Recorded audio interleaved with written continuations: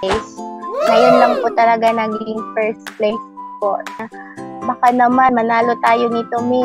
Sabi niya, ikaw baka pala rin. So, laro ka na lang. Na-expect. Kusa talagang dumating. Congratulations! You won first place and you won the Mitsubishi car. And with that, may you tell us more about yourself? Po, good evening. I am Lanilyn Sabillon, Jerome's wife. Yung nanalo sa 5th tournament anniversary ng Tong It's Go. It's actually the first time that we had a winner of the Mitsubishi car. So this is really interesting and surprising. Did you often participate in tournaments before? Since 2019 pa po siya naglalaro ng Tong It's Go. Tapos sumasali siya ng mga tournament. Yun, nanalo naman pero hindi first place. Ngayon lang po talaga naging first place po sa tournament. When you got the ticket, were you thinking like you were going to be number 1 on the tournament?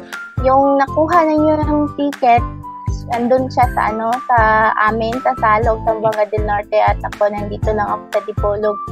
May screenshot siyang sinend sa akin sa Messenger. Sabi niya, baka naman manalo tayo nito, Mi. Sabi niya, ikaw baka pala rin. So, laro ka na lang. Pero hindi namin ina-expect na magiging number 1 kami kasi baka sakaling manalo. Yes. And what was the experience when you finally got to the top 3? Parang nanginginig na kasi nasa tabi niya ako.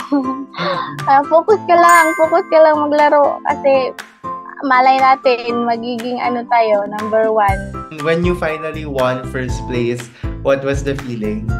Super super saya, tapos sobrang excited.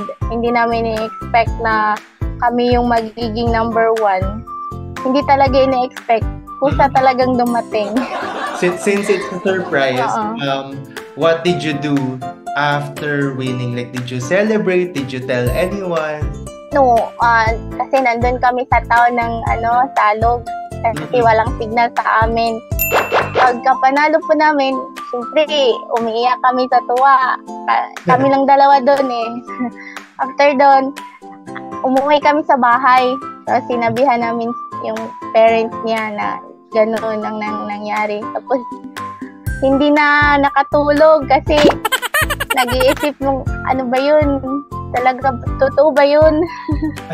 Hindi talaga For the car that's worth 1.2 million, what do you think does it mean for you? Sumusuporta talaga ako sa kanya. That's why siguro pinigay sa amin kasi suportado ako sa kanyang paglalaro. Hindi naman ako nagbabawal sa kanya. So siguro, para sa amin talaga. So it's a symbol for the family because you can use the car and you can use it for many other things. So last question is, do you have anything to say to Tong It's Go and to the players of Tong It's Go? To Tong It's Go, the family of Tong It's Go, thank you so much for the big opportunity. And to all the players, keep it hard. Try until you succeed.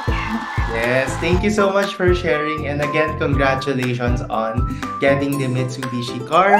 We are going to be picking it up together with the team right there in Dipolog City, and in the near future, you're going to drive your car and start a new journey. So thank you so much again, Miss Dan, and have a great day.